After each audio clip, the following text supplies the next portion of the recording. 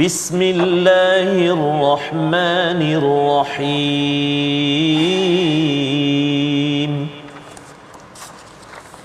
Alhamdulillahi Rabbil Alamin. Ar-Rahmanir Rahim. Maliki Yawmiddin.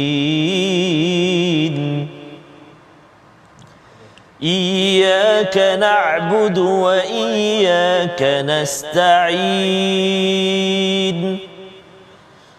Ihdinas siratal mustaqim.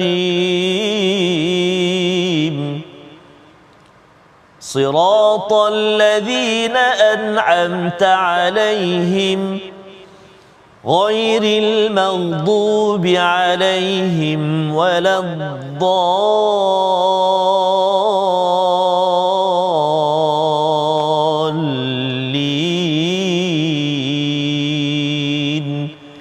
Amin. Sallallahu alaihi wasallam. Assalamualaikum warahmatullahi wabarakatuh. Alhamdulillah wassalatu wassalamu ala Rasulillah wa ala alihi wa man wala syada la ilaha illallah syadana Muhammadan abduhu wa rasuluhu. Allahumma salli ala sayidina Muhammad wa ala alihi wa sahbihi ajma'in. Amma ba'du. Apa khabar tuan-tuan dan puan yang dirahmati Allah sekalian? Kita bertemu dalam My Quran Time. Baca, faham, amal pada hari ini. Kita ingin mengulang kaji beberapa halaman yang telah pun kita lewati, yang telah pun kita pelajari daripada halaman 517 hingga 522, dan pada hari ini kita ada tetamu istimewa yang akan kita berkenalan sebentar lagi. Namun kita mulakan dahulu majlis kita dengan doa. Subhanakala ilmalana illa ma 'allamtana innaka antal alimul hakim. Maha suci-Mu ya Allah, tidak ada ilmu kecuali apa yang Engkau ajarkan. Sesungguhnya Engkaulah yang maha mengetahui, maha bijaksana. Rabbi zidni ilma, ya Allah berilah kebaikan, tambahkanlah keberkatan atas ilmu yang kita pelajari pada hari ini. Saya memperkenalkan Chef Aman Teo Mancun bersama kita pada hari ini. Apa khabar Chef Aman?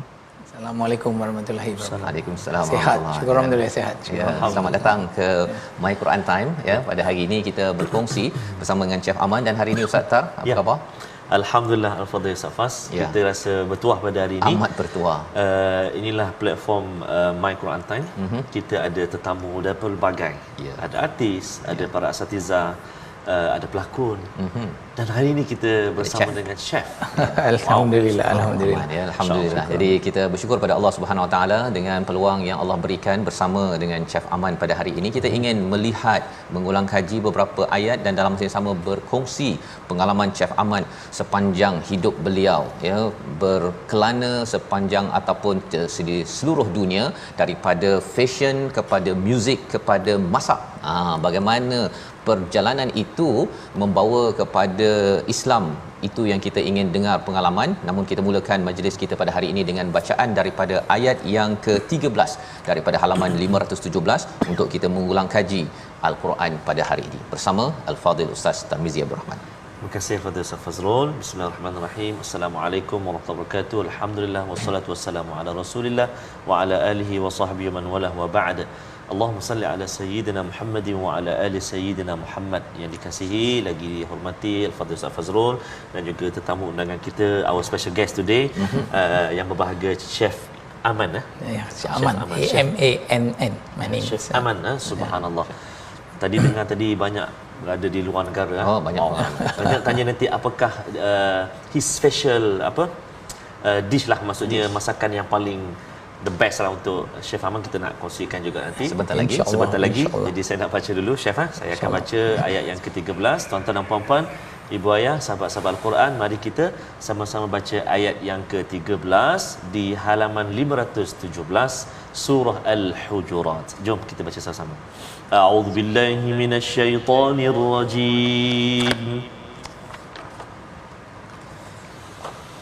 Bismillahirrahmanirrahim.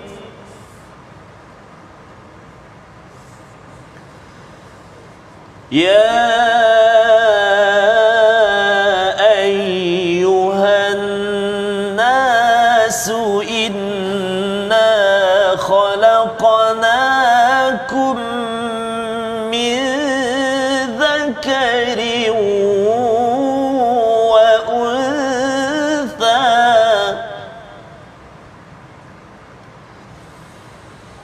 Inna khalaqnakum min dzakarin wa untha wa ja'alnakum syu'uban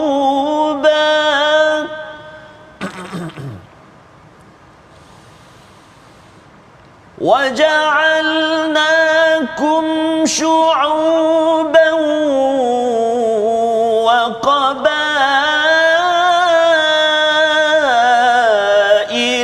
لِتَعَارَفُوا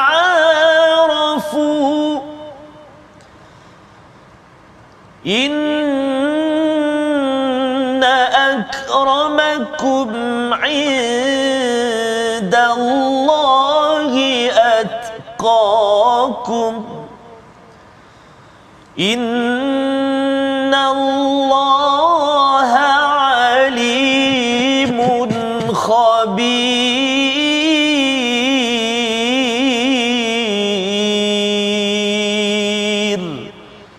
صدق الله العظيم.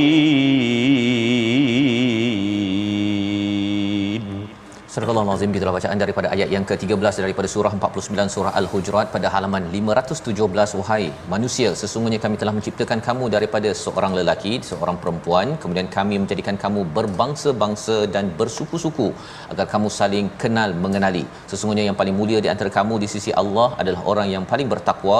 Allah Maha mengetahui lagi Maha teliti. Inilah satu formula penting dalam surah Al-Hujurat, Ustaz ya, Cik Aman, iaitu berkenalan. Rupa-rupanya berkenalan ini ia adalah password, ya, ia adalah kata kunci untuk menuju pada takwa, kerana kita makin kenal dan makin kita menghargai kepada pencipta Allah Subhanahu Wa Taala, sehingga kan kita akan berbuat yang terbaik dalam hidup. Itulah jiwa takwa. Dan berdasarkan pengalaman Chef Aman kita pada hari ini, kita nak berkenalan, banyak berjalan ke seluruh dunia. Nanti mungkin Chef Aman boleh beritahu negara mana yang telah dilawati dan insyaAllah. kemudian akhirnya ya kembali ke Malaysia balik semula, dan 10 tahun yang lepas bersama agama Islam. Sejarah Cik Aman, silakan. Okey. Assalamualaikum warahmatullahi wabarakatuh. Terima kasih Ustaz. Terima kasih atas jemputan, and syukur that I able to have a sharing time. So hope that they can manfaat to people. Okay, as everyone know, I'm a Chinese.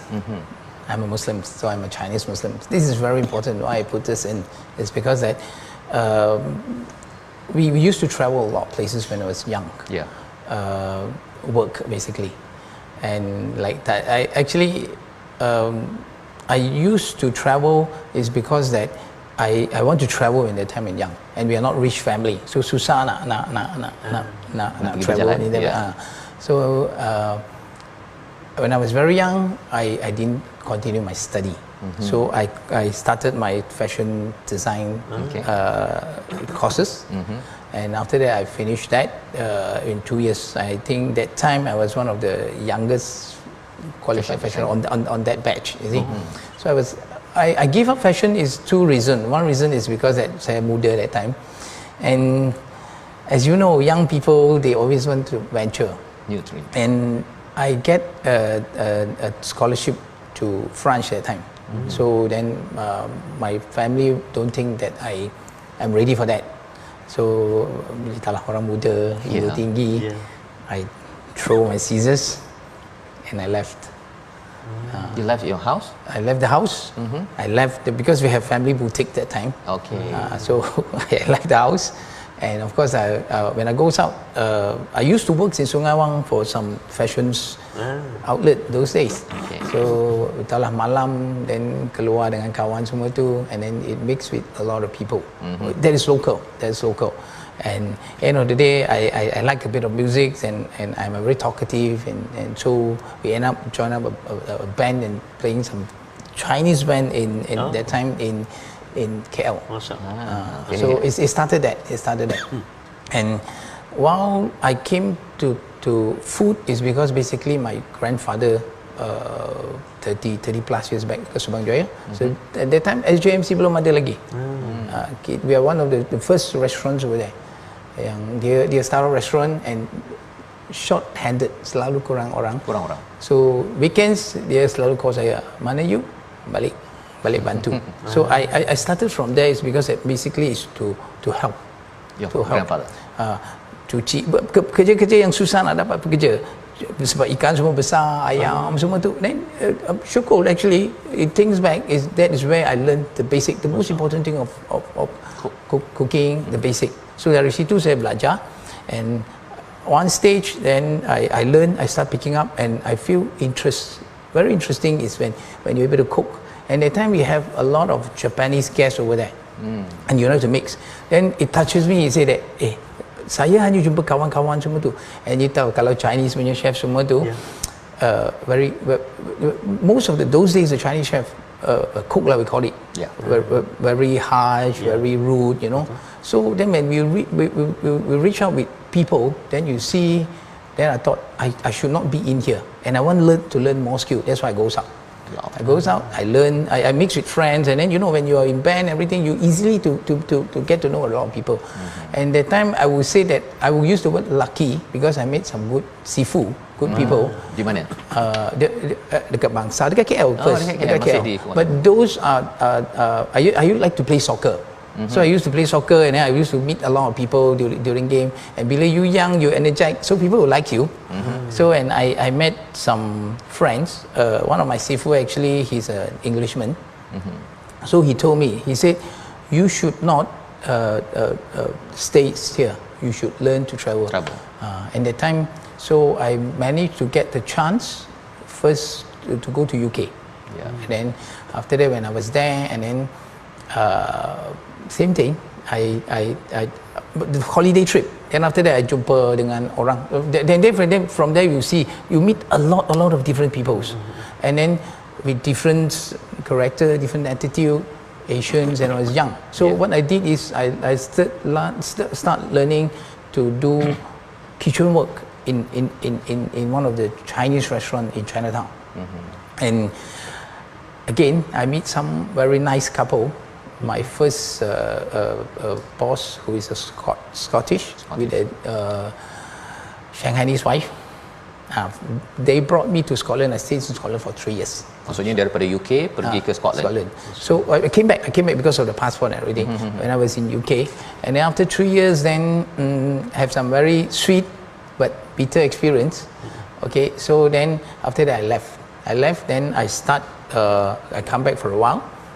Of course, I still meet my sifu. Then he said that you want to work, you want to travel. That time I was trying to learn to travel to work overseas. So I went again to UK. And then from there, it moved me to a lot of places.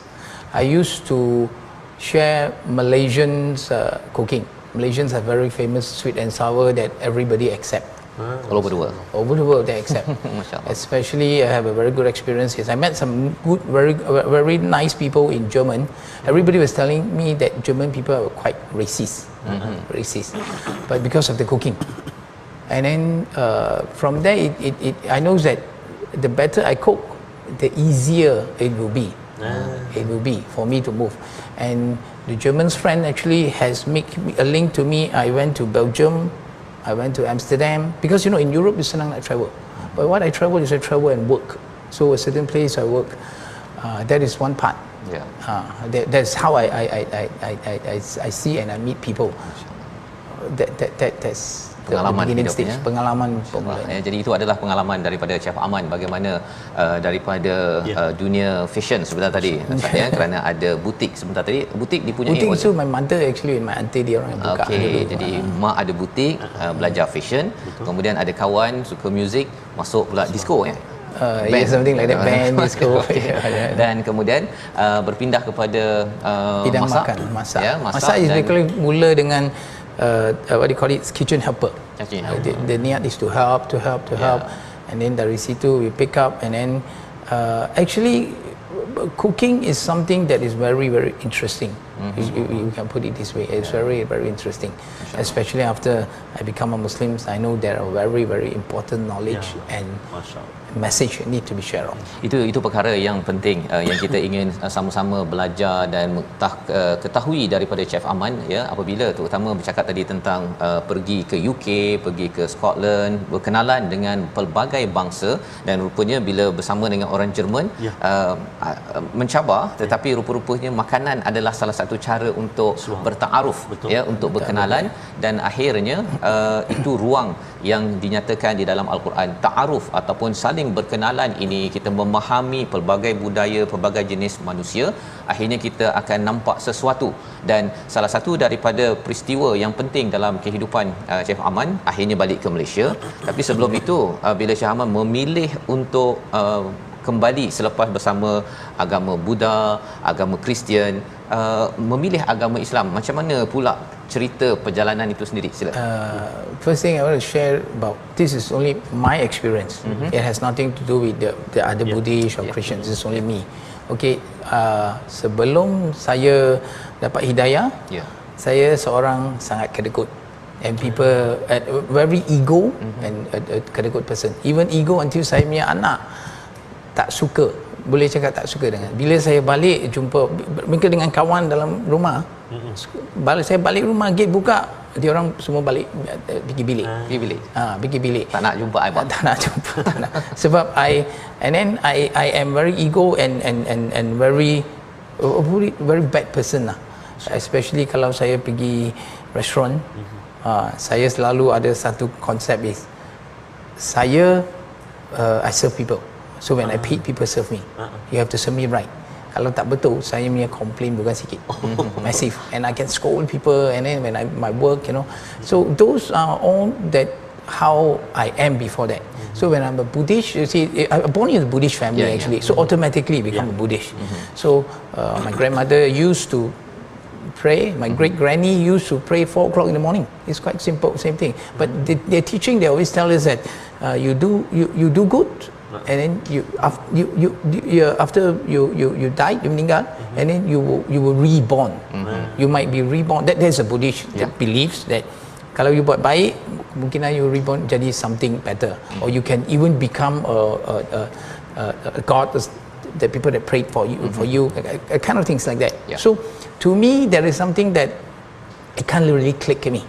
It can't really click me because at that time, I always believe in the harder you work, the luckier you are.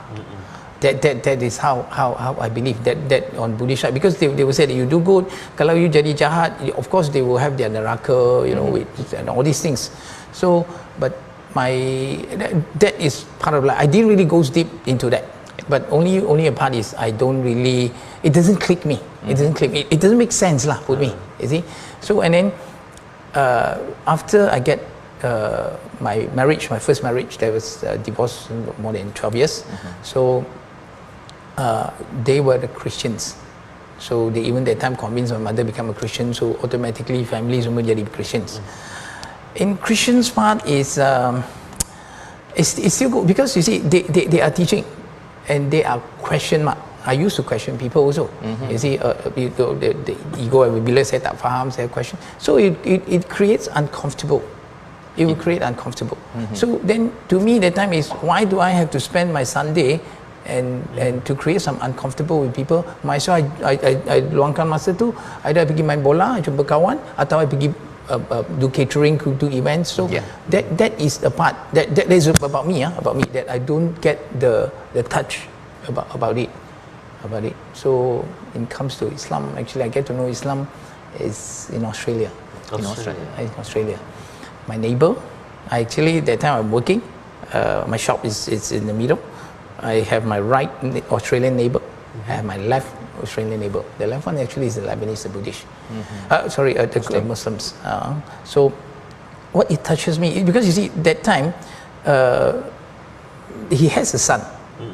Okay, the son is a born Australian, but doesn't follow. He's follow us, me, myself, and the Australian guy. He always goes out and jolly lah, drinks and everything. That time, because in Australia, drinking alcohol, beer is a very, very common thing. So that time we were there. So and then the father was just talking to the son. Tak, kalau Chinese dah pukul dah. Chinese dah pukul dah dengan rotan, dengan kayu dah. So this one done. So after that we were then one day, but at that time I always had a problem is because that same thing, saya kedekut, I don't sedekah, 10 sen pun saya tak sedekah. Saya cakap saya susah-susah berniaga, cari duit. Kenapa saya nak sedekah? 1 sen pun saya takkan. Saya cakap, you ada tangan, why can't you work and why do I have to take my money? That is my. But you see, and I have one problem is phobia hilang apa yang saya dapat. So I cannot sleep. One day kadang-kadang I only tidur 2 jam saja. Tak boleh nak, kalau I tidur, I terjaga dah, I tak boleh tidur dah. Sampai malam the whole next day. So it's not good for me. But when I goes to Khalid, my friends punya the back door, bila kita break, normally I pergi tempat dia. And not only before that time I didn't know. I thought it's only a luang for them to rest. They have a sofa, a couch, a table, and a place where they pray. So pukul 2 saya tidur. Saya selalu tidur comfortably sampai pukul 5:30. Kadang they have to call me. Kadang-kadang the staff from the restaurant have to come and call me. Chef, kena balik dah. You know. So that is one thing that I feel comfortable about. And the part is Uncle Abu actually when they pray, Azhar, they never even kejut saya, tak ada. I sleep, they let me sleep, they do their prayer. And the one thing that I don't understand that time is dia orang jimat, betul-betul jimat. And then they puasa, a week 2 times they puasa, but every Friday after the prayer they cook for 200 packs. 200 packs. And the best part is whoever who comes, they will share. Come to the house?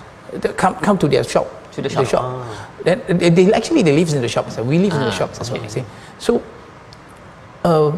yang mereka masak ni, they never ever say that you're a non-Muslims or you're a Matsale or you are Australian. No, anybody who comes in, they share happily. And so that's something actually touched me. I did ask Uncle Abu one time. I said, why that? You see, you have family back in Lebanon. That time has war and all these things. You have to save a lot of money to send back. And that time I tak faham pasal puasa sunat. So I thought that why you puasa is because you nak jimat. You nak jimat. So the money that you can you boleh hantar, tapi you tak hantar balik kasih keluarga. Cik Haman, bila Cik Haman cakap begini, sebenarnya persoalan Cik Haman kepada Lebanese itu, ya, kepada orang Lebanon tersebut juga pertanyaan kita. Betul. Apa jawapan daripada orang Lebanon tersebut yang 200 packs tersebut? Apakah jawapannya? Sebentar lagi My Quran Time, baca faham amal, insya-Allah.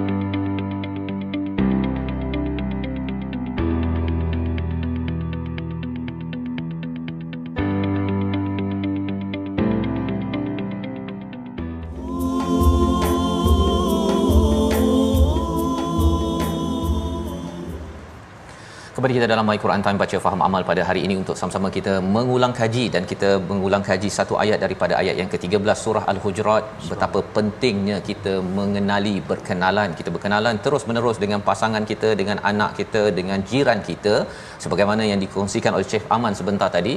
Dan salah satu daripada banyak pengalaman di seluruh dunia, ketika di Australia bertanya kepada, mempersoalkan mengapa orang sebelah ni bagi sampai 200 packs makanan pada setiap hari Jumaat.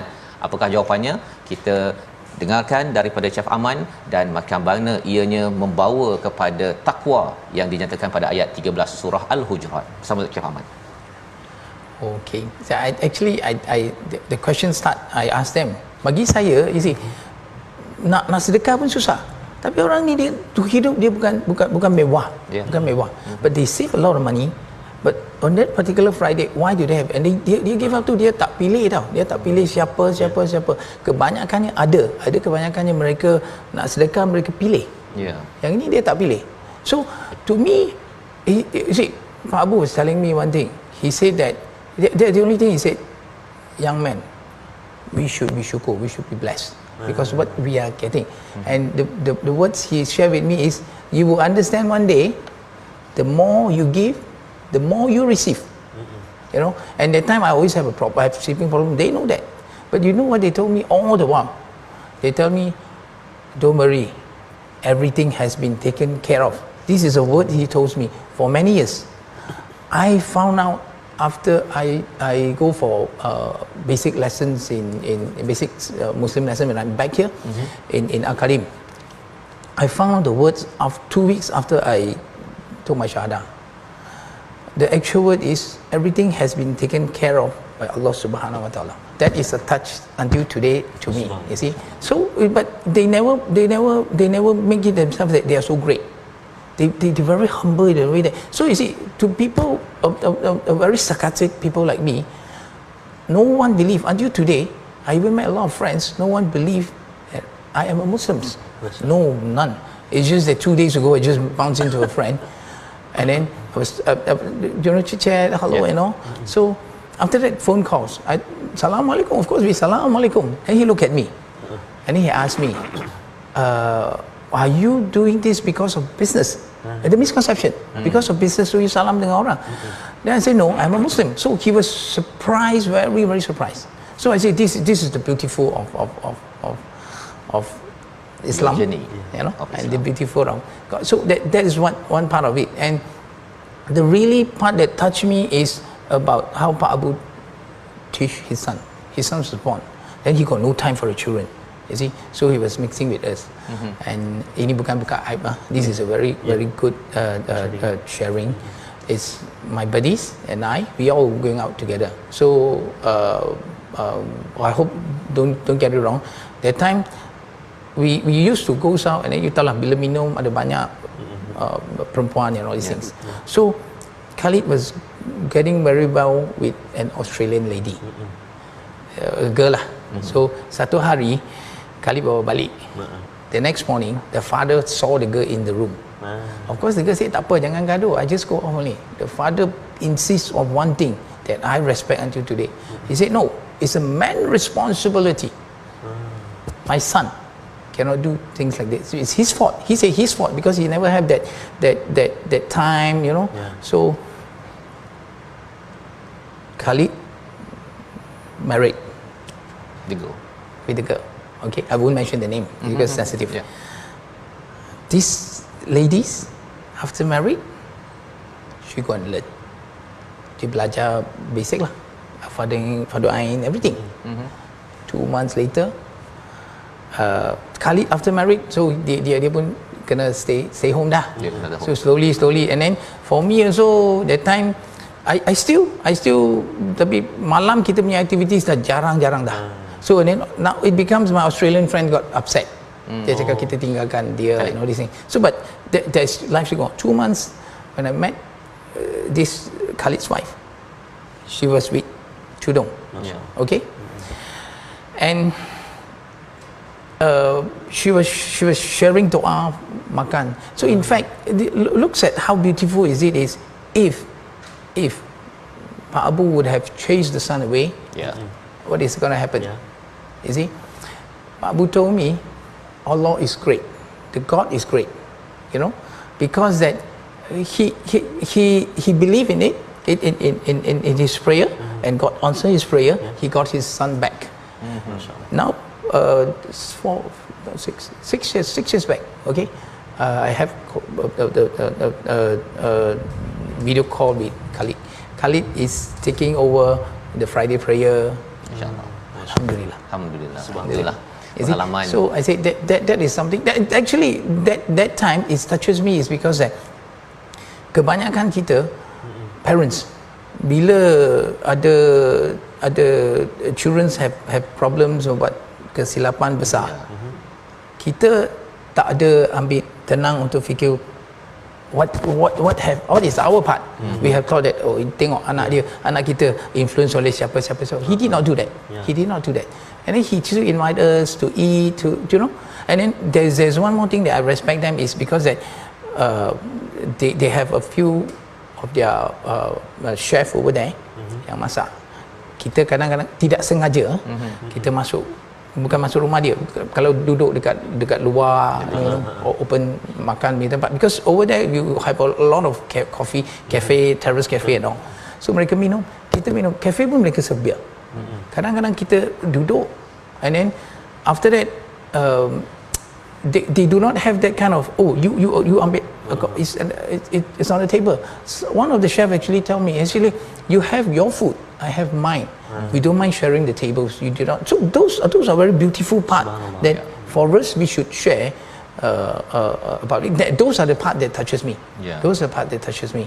Terima kasih diucapkan pada Chef Aman berkongsi bagaimana pengalaman ataupun pertanyaan persoalan yang diungkapkan ya sebenarnya Ustaz Tar sebentar tadi, betul, bila 200 pack makanan, kemudian bagaimana si ayah ini boleh lagi menerima si anak walaupun anaknya ada buat perangai lah ya, tetapi masih lagi memberi peluang dan akhirnya memberi ruang kepada anak, akhirnya boleh bersama pada solat Jumaat ya sebentar tadi, menghargai, menghormati kepada pelbagai agama, pelbagai kaum. Itu yang sebenarnya diseru dalam ayat 13 surah Al-Hujurat, dan ia dekat dengan takwa. Biasanya orang cakap dengan takwa ni, oh ini halal, ini haram, dan ini anjing, ini orang makan. Perkara-perkara tersebut sebenarnya bukanlah semangat daripada Al-Quran, bukan semangat daripada Islam yang original, yang asli. Ia kadang-kadang ditambah-tambah dengan budaya ataupun perspektif yang tidak benar. Dan dalam perkongsian Chef Aman sebentar tadi, betapa Islam menitik beratkan perkara ini. Kalau sebelum ini kita pernah berkongsi dengan Encik Wakada daripada Jepun yang juga terkesan dengan rakannya daripada Brunei. Kalau hari ini bersama dengan rakan daripada Lebanon yang mengamalkan nilai yang ada. Itu penting untuk kita faham, tuan-tuan sekalian, tentang betapa kita kalau sudah lahir dalam Islam perlu juga berkenalan dan terus mengamalkan apa yang dinamakan takwa di dalam ayat yang ke-13. Kita nak melihat kepada halaman 518 ayat 1 sehingga ayat yang ke-3 ya, untuk sama-sama kita melihat satu dua pelajaran yang kita ingin teruskan bersama dengan Chef Aman sebentar lagi, pengalaman beliau dan apakah perjalanan ke hadapan. Ayat 1 hingga 3 surah Qaf bersama Ustaz Tarmizi. Terima kasih kepada Al-Fadhil Ustaz Fazrul. Thank you so much. Australia. Okay, saya pernah juga, tapi di Perth lah. Adelaide belum lagi. So Adelaide is the most quiet among all tempat. Saya pergi Kelly's. Kelly's. Fremantle kan, Kelly's. Nanti safas kita pergi. Kelly's tu dia seafood lah. Yes. Seafood. Boleh insya-Allah. Kita boleh cuba, orang lain cuba insya-Allah. Jadi insya-Allah tuan-tuan puan sahabat Al-Quran, kita nak baca awal surah Qaf, ayat pertama, ayat kedua dan ayat ketiga. Mari kita baca sama-sama insya-Allah. A'udzubillahi minasyaitonirrajim. Bismillahirrahmanirrahim.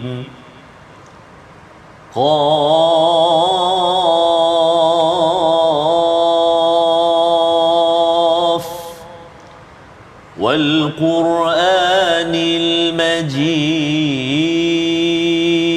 المجيد بل عجبوا أن جاءهم منذر منهم فقال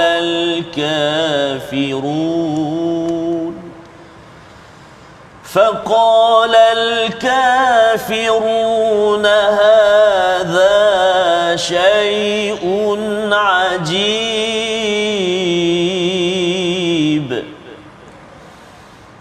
أإذا متنا وكنا ترابا أإذا متنا وكنا ترابا ذلك رجع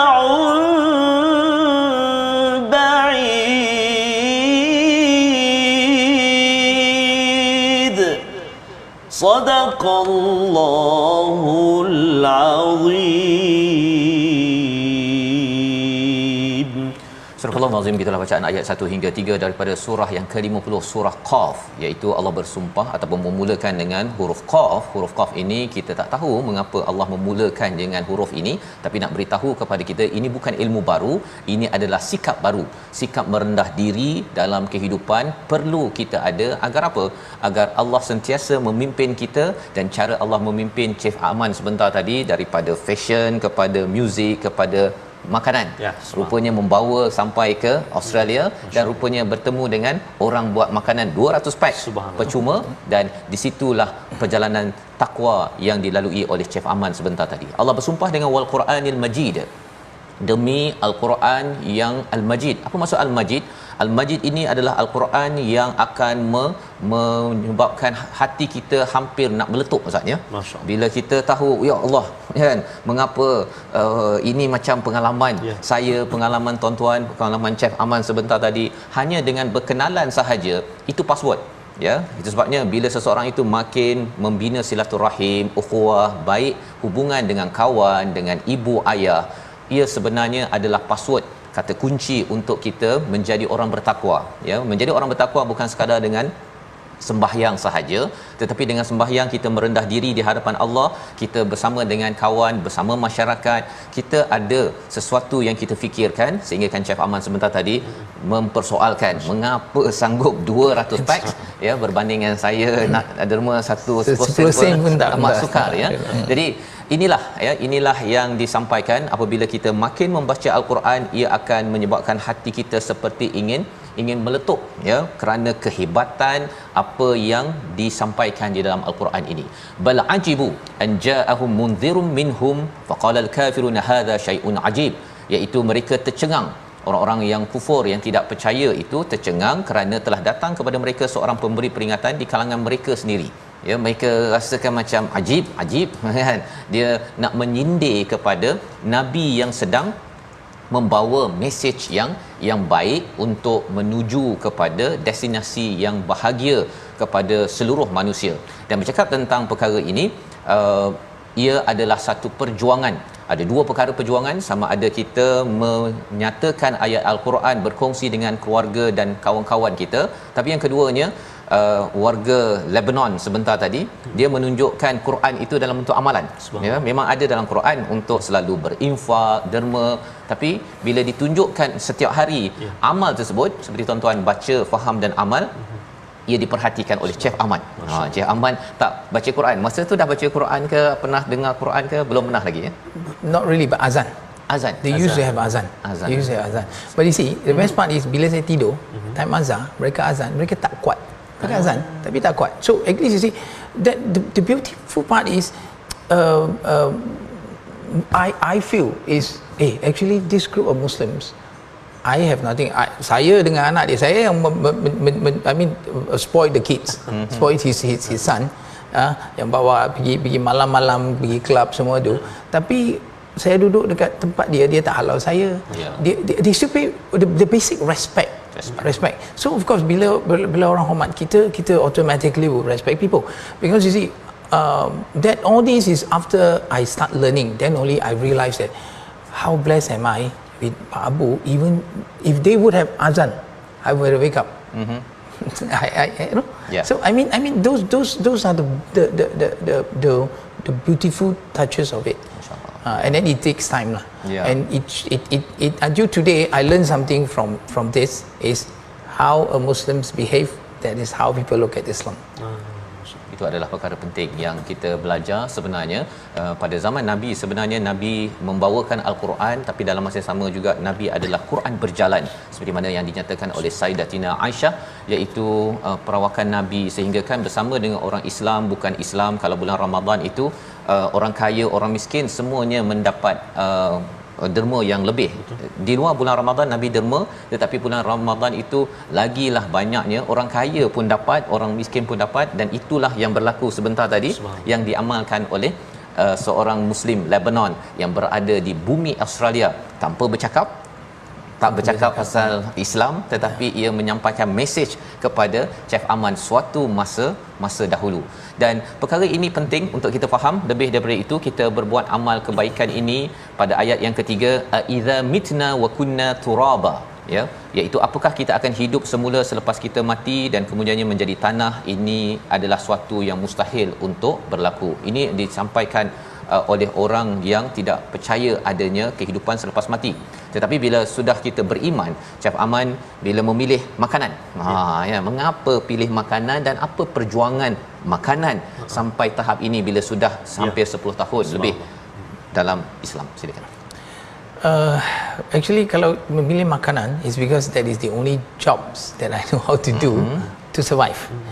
And before I'm a Muslim, actually I make very famous ribs, pork ribs in Shanghai, in Hong Kong.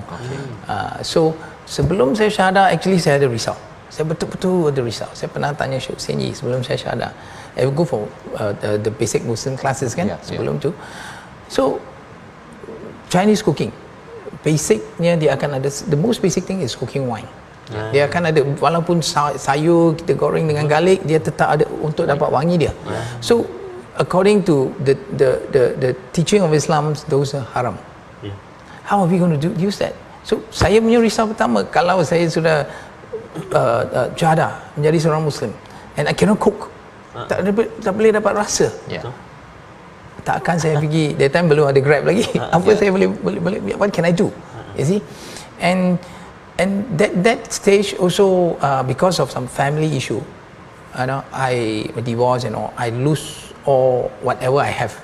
Apa yang saya simpan semua tu, itu hilang with my wrong investment semua tu. So lagi berat because that you got no saving. And kalau you sudah syahadah, become a Muslim, and ini tak boleh, itu tak boleh, and you cannot get the touch, so orang tak akan ambil saya. So that's one thing. But syukur alhamdulillah, all praise be to Allah subhanahu. Because you see, bagi tahu saya, what you need to do is my faith. Allah will never give us any task that we cannot handle. So all these, although bertahun dah, but all these things is really meaningful and is really knowledgeable for me. So lepas saya syahadah, and then first thing first is that time susah nak dapat Chinese food. It was very limited, and then even the Chinese food also is that mix up, because that time 7-9 years back when I go to Chinese Muslim restaurants, you know, so bila saya duduk, I'm a chef, so I'm very particular about cooking.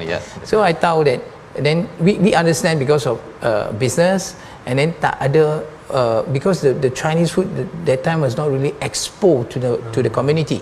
So orang tak akan faham sangat, so mereka akan modify. Mereka will base on the Malay cooking and then the Indian cooking, so mereka akan modify just to make sure that pelanggan cukup. So that is also a touch to me, and you tak boleh dapat a lot of food. Then bila so I start masak dekat rumah lah. I start masak dekat rumah, and then I try to work with some restaurants, you see. So and then I found out one thing is, there are a reason, and every task there is a hikmah. The hikmah behind it is Allah bless me with the knowledge.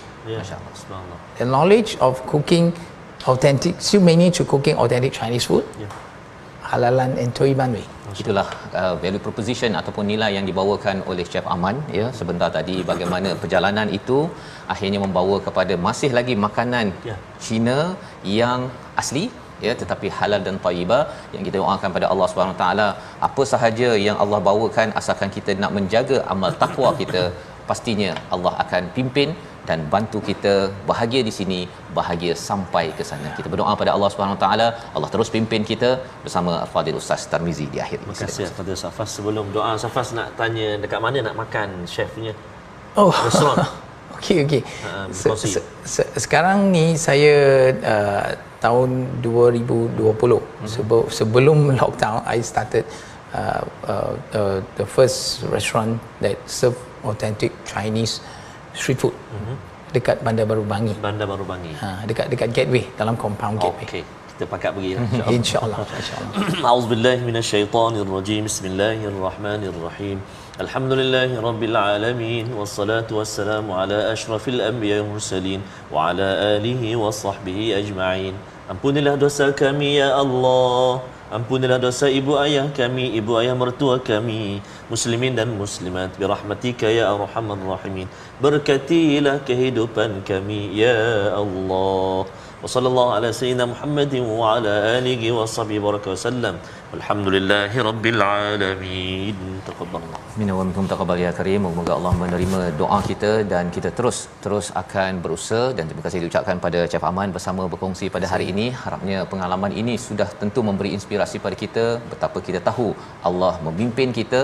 Yang penting kita bersedia dipimpin pada setiap masa. Kita bertemu lagi dalam My Quran Time, baca faham amal insya-Allah.